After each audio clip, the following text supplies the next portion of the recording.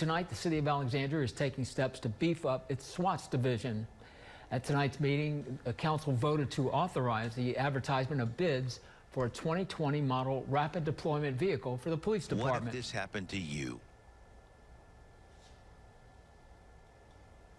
The council also voted to authorize the mayor to accept the low bid submitted for an armored SWAT vehicle for the police department. District 1 Councilman Reddix Washington explains why the vehicles are needed.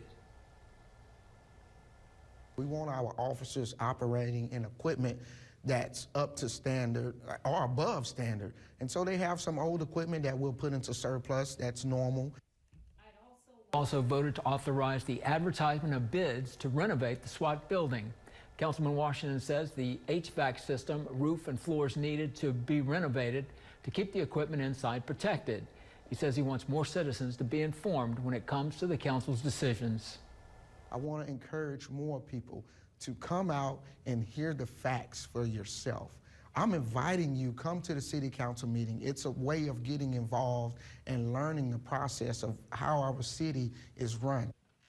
These are preliminary steps, so no dollar amount has been set or dates as to when the city will receive these items.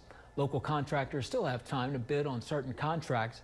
For more information on how you can do that, head over to our website at kalb.com.